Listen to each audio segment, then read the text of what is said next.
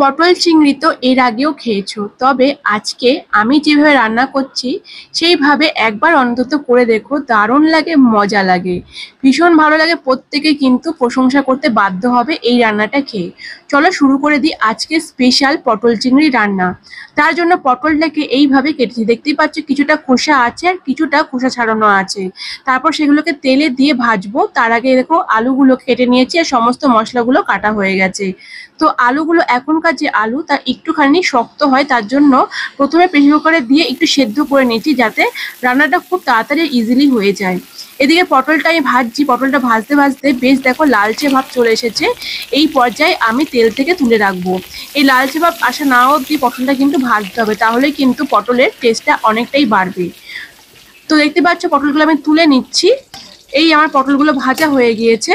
আর এইদিকে আমি চিংড়ি নিয়েছি, চিংড়িগুলোকে খোসা ছাড়িয়ে নিয়েছি, ধুয়ে টুয়ে নিয়ে লবণ হলুদ মাখিয়ে 10 থেকে 15 মিনিট রেখে দিয়েছিলাম এবং অবশিষ্ট পটল ভাজা তেলের মধ্যে চিংড়িগুলো ভেজে নিচ্ছি। চিংড়ি ভাজার জন্য খুব বেশি তেল দেওয়ার কোনো দরকার নেই। মোটামুটি দেখো চিংড়িগুলো ভাজা হয়ে গেছে, একটু লালচে ভাব চলে আসলেই নামিয়ে রাখলাম। অনেকে তো আবার কাঁচা চিংড়িও দেয়, তবে আমি কাঁচা চিংড়িটা দিই না, গন্ধ লাগার ভয়। তো মোটামুটি আমার চিংড়িটাও রেডি হয়ে গেছে।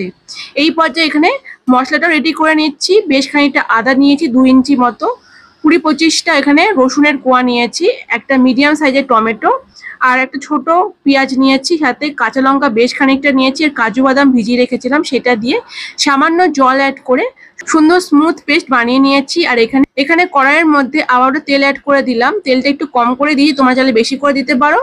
এর মধ্যে ফোড়নে তেজপাতা, শুকনো লঙ্কা আর সাথে পেঁয়াজ দিয়ে পেঁয়াজটা বেশ লাল লাল হয়ে আসলে সিদ্ধ করা আলুটা দিয়ে দিলাম। প্রায় 80% আলুটা সিদ্ধ আছে। তো মোটামুটি আলুর সাথে পেঁয়াজটা ভাজা ভাজা হয়ে আসলে কিছুটা টমেটো কুচিও দিয়ে দিলাম যাতে খুব সুন্দর একটা গ্রেভি গ্রেভি হয়। মশলাটা কষাবো তার আগে গুঁড়ো মশলা অ্যাড করে দিলাম। হলুদ গুঁড়ো দিলাম 1/2 চামচ, জিরে গুঁড়ো দিলাম 1/2 চামচ, আর দিলাম এখানে ধনে গুঁড়ো। ধনে গুঁড়োটাও 1/2 চামচ অ্যাড করেছি। তো এরপর সমস্ত মশলার সাথে আলুগুলো ভালো করে কষিয়ে নেব। মোটামুটি কষানো হয়ে গেলে যেই পেস্টটা আমি আগে বানিয়ে রেখেছিলাম, মানে আদা, রসুন, লঙ্কা, টমেটো, পেঁয়াজ, কাজু দিয়ে সেটা দিয়ে দিলাম। সাথে কাশ্মীরি লঙ্কা গুঁড়ো দিলাম কালার হওয়ার জন্য, স্বাদ মতো লবণ অ্যাড করে দিলাম। দেওয়ার পর মশলাটা এমনভাবে কষাতে হবে যাতে আলুর সাথে ভালো করে কষানো হয়ে যাওয়ার পর লেগে যায় এবং তেল ছেড়ে দেয়, মানে মশলা কোনো কাঁচা গন্ধ যেন না থাকে, তাহলে কিন্তু খেতে ভালো লাগবে না। তো মোটামুটি দেখো মশলাটা কষাতে কষাতে একটু লালচে ভাব চলে এসেছে। এই পর্যায়ে ভেজে রাখা পটলগুলো দিয়ে দিলাম। যদি আলু না সিদ্ধ করো অবশ্যই, তাহলে পটল এখনই দিয়ে দেবে না, তাহলে পটলটা ভেঙে যাবে আর আলুটাও সিদ্ধ হবে না। তাই অবশ্যই তার আগে আলুটা সিদ্ধ করে নেবে। তো দেখো কি সুন্দর করে মশলাটা কষানো হয়ে গেছে আর মশলা থেকে কিন্তু তেলটাও ছেড়ে দিয়েছে। এই পর্যায়ে যেখানে আমি পটলটা রেখেছিলাম সেখানে অল্প তেল ছিল, সেখানে জল দিয়ে সেই তেল জলটা আমি দিয়ে দিলাম।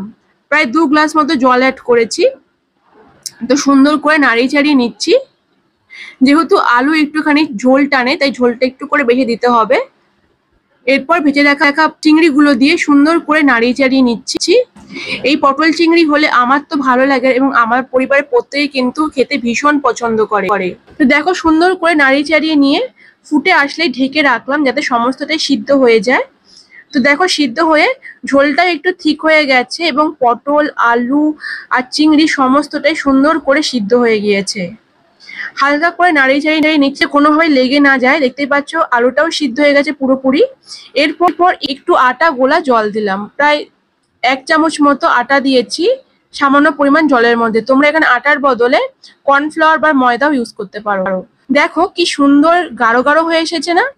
একটু নাড়িয়ে চাড়িয়ে নেওয়ার পরই এর মধ্যে দিয়ে দিলাম গরম মশলা গুঁড়ো। তোমরা বেটে রাখা মশলাও অ্যাড করতে পারো। তো আমার ঘরে গুঁড়ো মশলা ছিল বলে আমি গুঁড়ো গরম মশলা অ্যাড করে দিলাম প্রায় 2 চামচ মতো। দেওয়ার পর সুন্দর করে আবারও নাড়িয়ে চাড়িয়ে নিচ্ছি। তো ঝোলের কালারটা দেখেই মনে হচ্ছে না কতটা টেস্টি। তো এরপর সামান্য পরিমাণ মিষ্টি অ্যাড করলাম সমস্তটাই ব্যালেন্স করার জন্য। এরপর 1 চামচ মতো ঘি দিয়ে দিলাম। তো এতে করে খুব সুন্দর গন্ধ আসে ঘি থেকে, মানে ঘিয়ের যে ফ্লেভারটা এত সুন্দর লাগে এই পটল চিংড়িতে খেতে। তো যারা যারা দাও না অবশ্যই একবার দিয়ে দেখবে।